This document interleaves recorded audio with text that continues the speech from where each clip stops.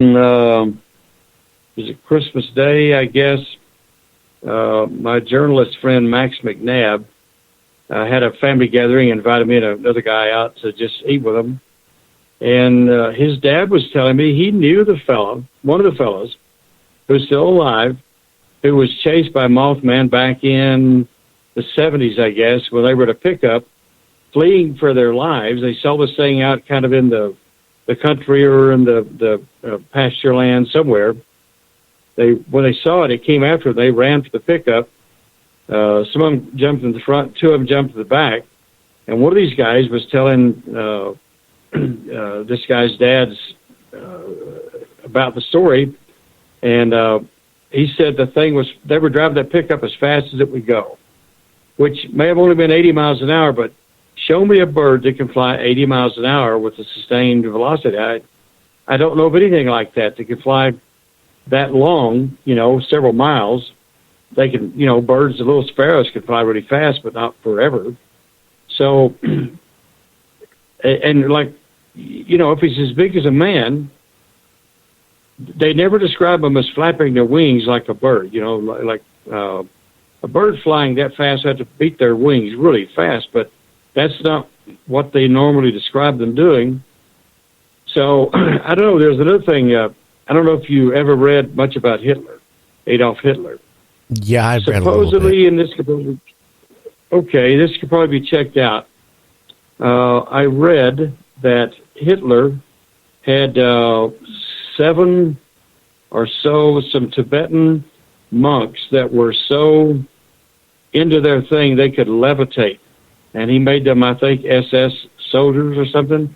I mean, it sounds bizarre, but he said they said they could levitate off the ground about, 8 or 10 inches.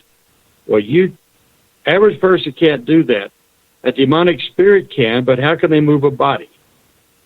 Either the story is just made up, which maybe it is, or if a Tibetan monk can do it, I'd say they almost have to have the possession of some sort of a spirit, some evil spirit.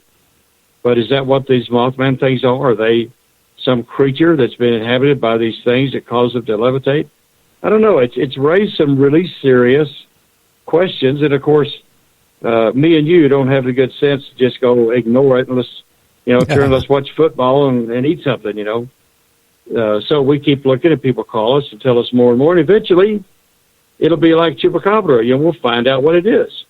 Well, I hope so. But didn't you also, near where you're at, have a lady, her friend, supposedly see a Mothman, and then a little while after that, run into it a second time, and actually, if I remember right, hit it with her car?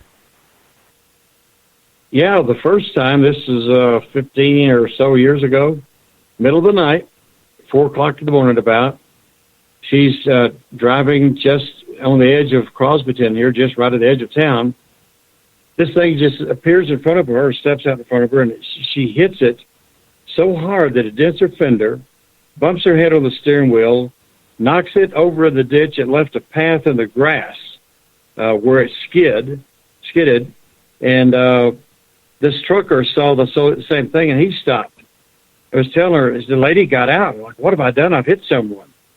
And he said, lady, that's not human. Get back in your car. And he's telling her pretty strong language and says, that's not human. Those aren't human. I see him out here this time of night. I'm going, you see him out here in my town at night? You've seen him before? So anyway, she goes over and taps the guy on the shoulder, whatever, sir, are you all right? He rolls over, I guess stands up, didn't appear to be injured, and looks at her, levitates, flies around a circle, and flies away. And then here, this last November a year ago, she was driving down through the canyon on Route 651, Farm Route 651, which goes right by my museum, and which I may have mentioned to you, I'm collecting information about all these strange things that just seem to happen either on or near Route 651. But she was going down through the canyon, and I guess she has a small car, and hit another one or the same one again, gets out of her car, and says, "What do you want? Who are you? What are you?" And it just flies away. That would be scary. If it were me, I don't know, maybe I'm too stupid. I might get out and say, What are you?" But most people would just get out of there as quick as they possibly could. But she didn't, and he just rises up and flies away. Well, it sounds like it's not violent, whatever they are. Again, like with that trucker that emailed me last week about his encounter in Eugene, Oregon. I mean, he was scared to death. He said that really scared him, but it didn't show any aggression. It stared him down. Now, I don't understand why it would stare him down or whatever. Maybe the trucker wasn't his type. I have no idea. Well, this thing of the over there around Sundown, Texas, the one that was flying along, they said it was clawing at the back of the pickup with its arms and its wings. How it was flying, I guess he had wings and arms, or I don't know. The whole thing's really strange. But why was he clawing at the back of the pickup? Why didn't he just fly on up there and grab him? But he didn't. He didn't touch him. But they were absolutely scared to death. So I think I'd be scared to death if I saw something like that. I don't know what I'd do. I'd probably freak out like everybody else does. Now, but no, there's. What I find, Joe, is really interesting. Mothman now is being seen all over the country. It's not just we're in Virginia or wherever it originally started out. It's getting to be right. Texas, Eugene, Oregon. I mean, it's kind of interesting what is going on now. Could it be because the Earth changes? They kind of shifted because the magnetic field has changed or whatever. I don't know. It's just kind of weird what's going on. Now, in Texas, what other cryptids have you heard? Anything else strange, like Dogman or anything like that? Oh, yeah. There's, when was the Dogman thing? Seems like it was over in East Texas. And it was something like, when it stood up, it looked like a man, but it ran on its all fours and it ran on its hind legs and had the head of a dog, or appeared to have a head of a dog. And this is not somebody in a dog suit. This was some kind of creature that could run really fast through brush and all that sort of thing. Now, I don't know much about that. I don't know him personally who's encountered that.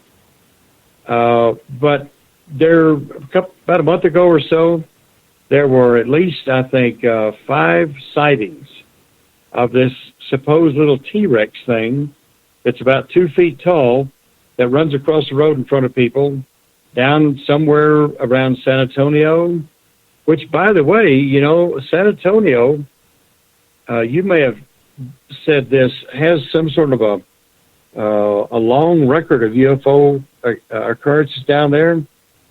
And I was speculating, well, with all the fracking that we're doing all over Texas, has it disturbed some underground caverns, which there are a lot of in New Mexico and Texas? Has it disturbed some of the life forms down there, and they're coming up out of the earth? What else is down there? Or is that where they're coming from?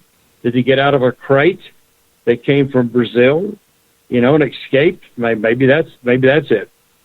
So I don't know. I don't know anyone yet that's seen them personally, but there's several stories. And again, why would anybody make it up? It's worth looking into. But that's why I know other stuff I can't tell you. I don't mean to be cryptic, but I know some other stuff, but I'm not sure I can tell you yet. Interesting. Weird stuff. Very, very weird stuff. Yeah. Well, like the little mini 2-foot high, dinosaur running across the road. Think about it. All the fracturing they're doing in Texas and have done. Aren't you guys getting a lot of like sinkholes and stuff too? Or is that more Midwest? You're getting more cold? No, sinkholes. Sinkholes. Well, there was one up north of here, north of Crosbyton at Memphis, Texas, where one of my cousins farmed up there. One of the local farmers, this is 15 or 20 years ago, was just plowing along, and behind him, this big old hole just opens up. And I haven't been up to the hole, but sinkholes are all over the world. I mean, was it China or Africa is splitting. There's another place, I think, here in America, where the earth just separating with this big chasm about 6 feet wide or wider. It goes for several miles. Like, what in the world is that? Well, here's another thing. People don't realize that the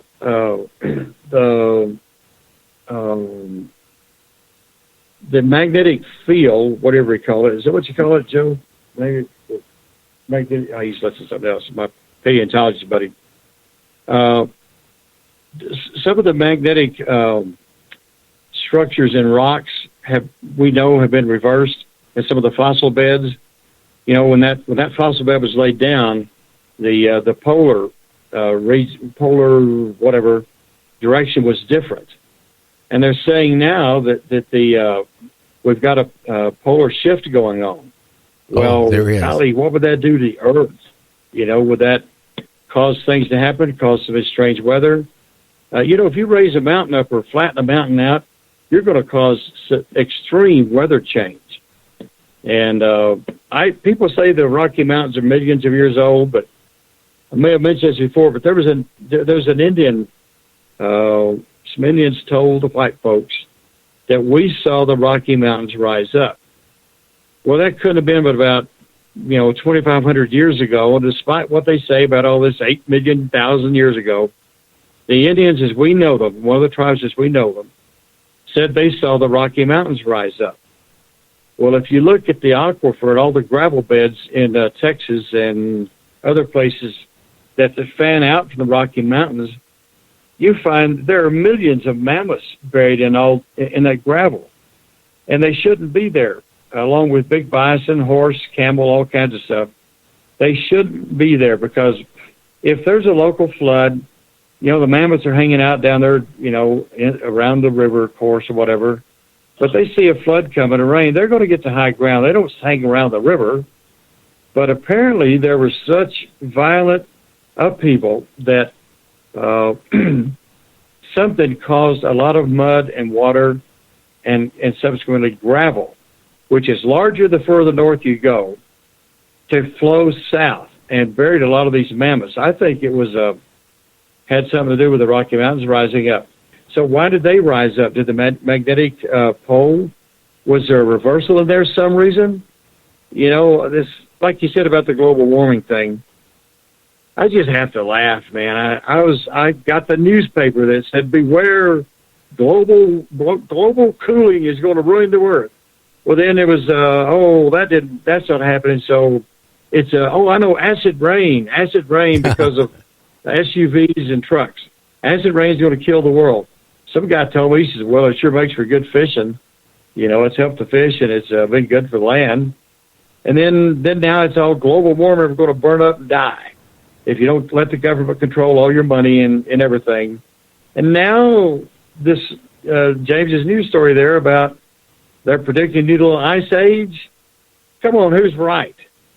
Well, I get there again. Scientists get way too much credit. Well, I can honestly tell you this, that the warm belt, it comes from the equator. It goes up the Atlantic, all the way up to the UK and Germany and all that is slowing down.